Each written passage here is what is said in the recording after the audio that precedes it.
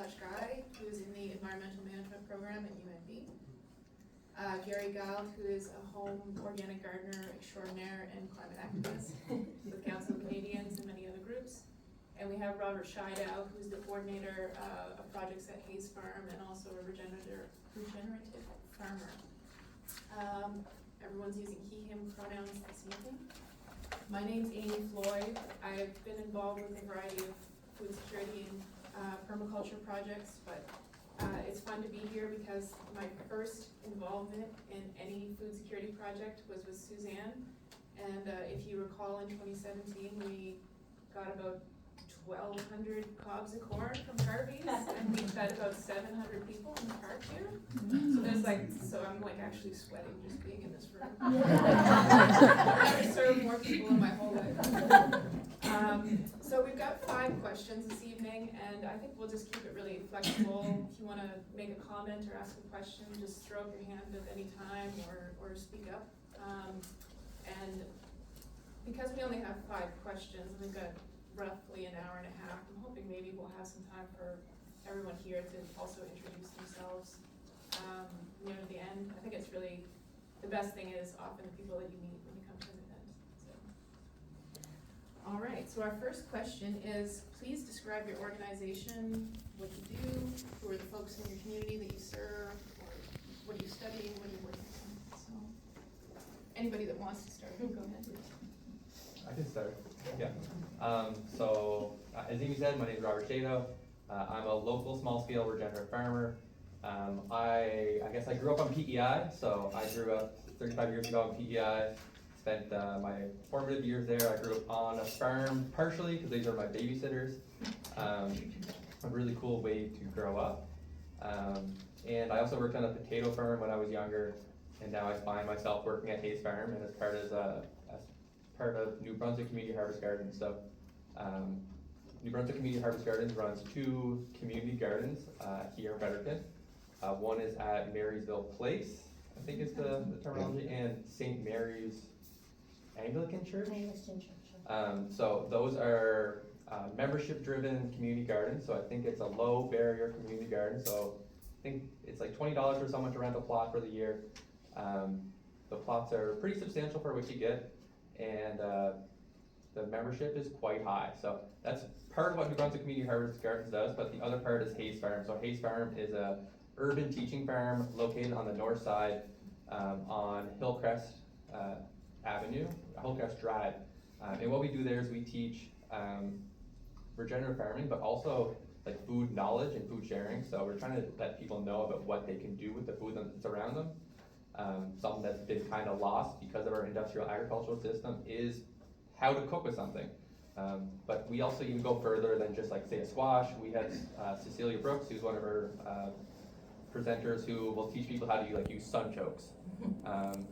Something that's kind of a pretty foreign thing to use. It's like a flower that grows up in everyone's backyards.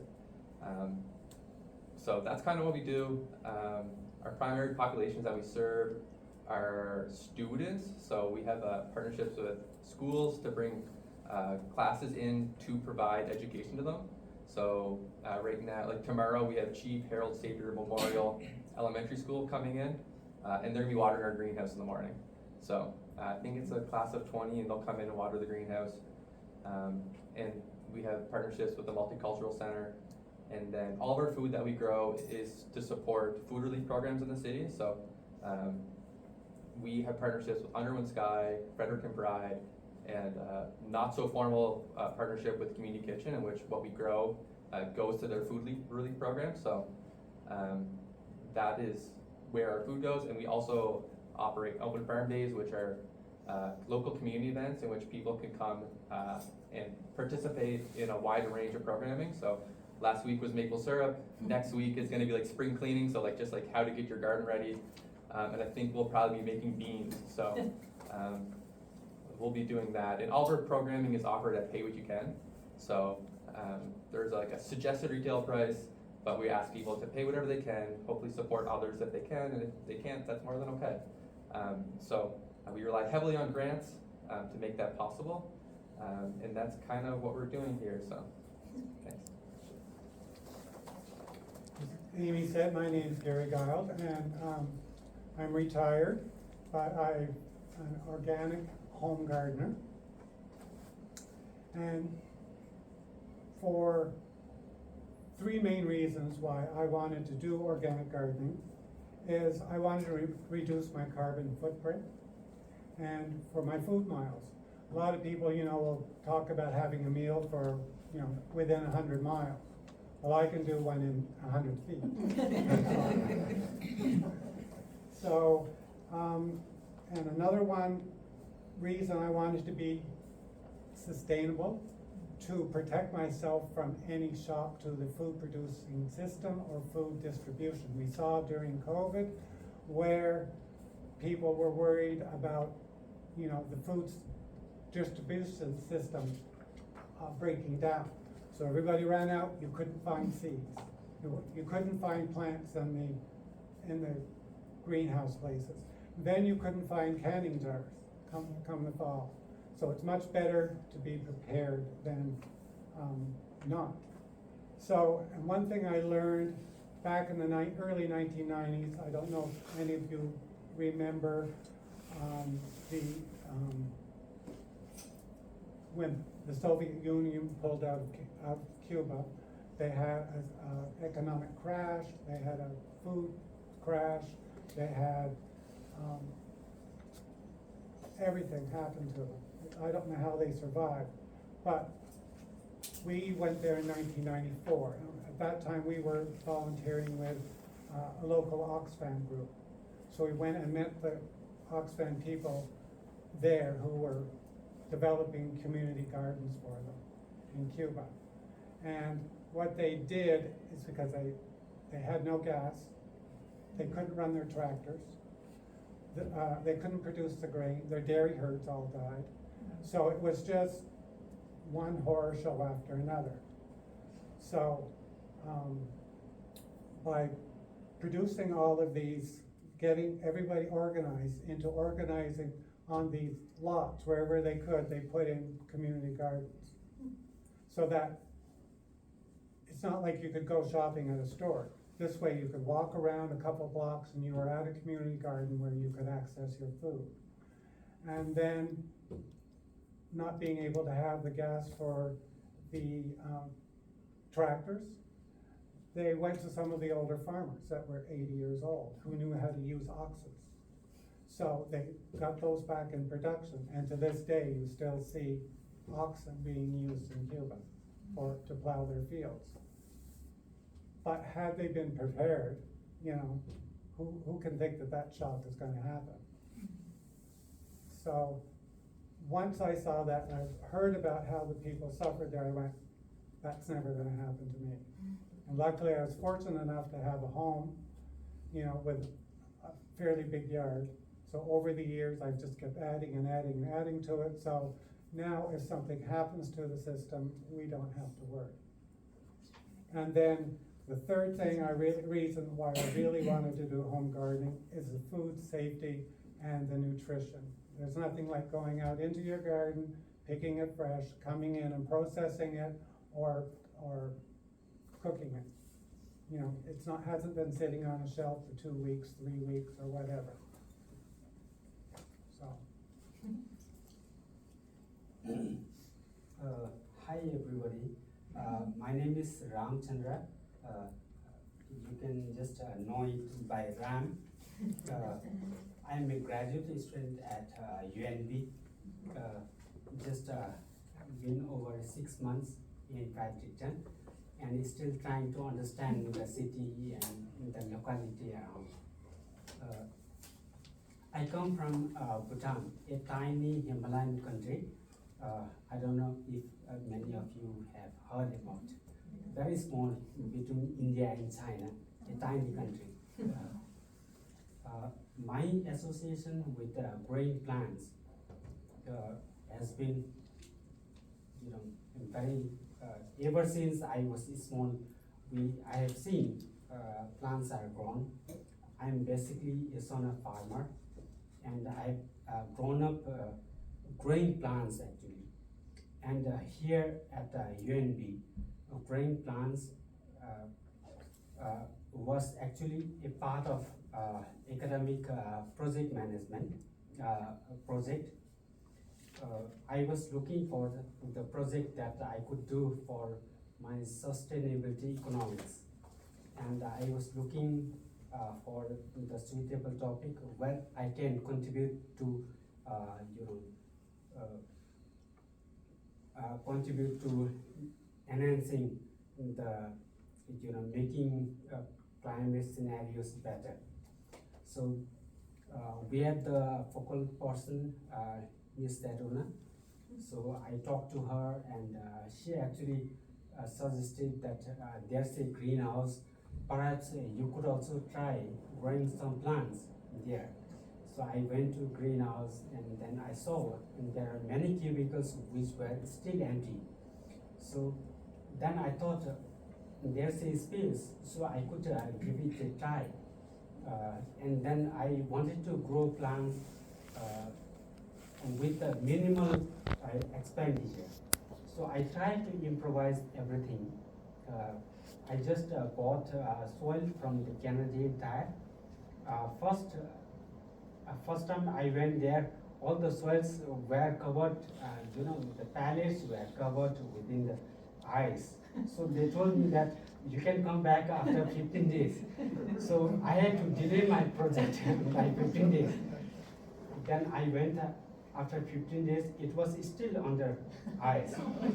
Then what I did, I talked to manager, and then I told, well, I can help you, break the ice cover. And that's how I got 10 bags of soil, took all the way to the greenhouse. Greenhouse is on the top of the faculty building. It's on the top. And that's how I started. I got some seeds. And basically I'm growing tropical plants there. Beans, pumpkins, squash, and I have 4 different varieties of beans: flat beans, long beans, and in general common beans. So, and then now I just want to see at least all these plants.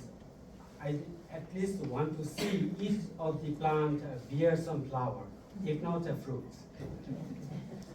So with this, yeah, I find. We can all sympathize with being buried by ice for months. Not anymore. So I'm Alex Boyd, and I'm the CEO of Greener Village. And Greener Village is also known as the Fredericton Food Bank.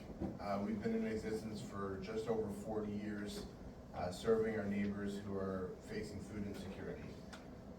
And when I look back on the history of our organization, we were started in the early 80s as a 5-year plan.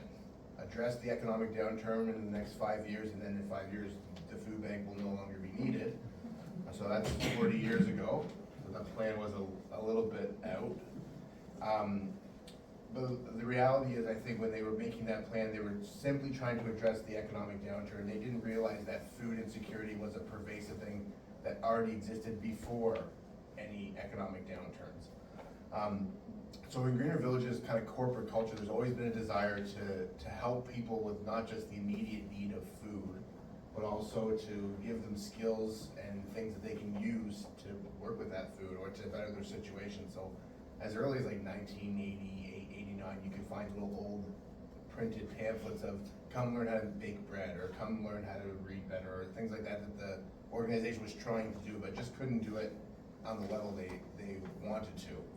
In 2011, we purchased a 13-acre property just down in Lower St. Mary's, and moved from our no property building up on Grand Dam Street to 13 acres. And then of course the world really opened up for us, and that we could start to develop programming that was more diversified than simply emergency or food relief. And so we created our community gardens, our own growing program. We have 4 uncovered greenhouses, and then about 3 acres worth of property that we're actually growing food on in different formats. We developed a 1,000 square foot class 5 learning kitchen with a Red Seal chef to teach people how to cook the food that they're getting access to in their food hampers, but also how to take the food that they're perhaps growing As time has gone by, the numbers unfortunately continue to swell. So over the course of 40 years, we put in a lot of effort to address the suffering of food insecurity, but despite the best efforts, we're no further ahead in ending food security than we were 40 years ago, food insecurity rather. In fact, right now, we're serving somewhere between 2,000 and 2,100 families each and every month with food hampers. And so, as we consider how we make that sustainable and economical and continue to meet that rising demand, we're in the midst of a fundraising campaign to create Atlantic Canada's first perishable food rescue center. 6,500 square foot building with the sole purpose of making sure that we aren't wasting any food that doesn't need to be wasted, and we're actually repurposing that food into healthy product that can go to people who are in need. So that's been kind of my passion project for the last 5 years, probably at least, is trying to think about what that means and how it can have an impact and how you can create that infrastructure to be able to be of benefit. And so we're working with the Provincial Food Bank Network and Food Banks Canada to create this infrastructure so that we can actually not just support Greener Village Food Bank clients, but support food bank clients throughout the entire province of New Brunswick, so that the food that we're creating in our food rescue center will actually be distributed throughout food banks throughout our entire province. So I think that this discussion is really timely because food waste, climate change, food insecurity are hand in hand. You can't split them apart from each other. They're so interconnected, it's not even funny. So I think that I'm looking forward to getting more into the conversation.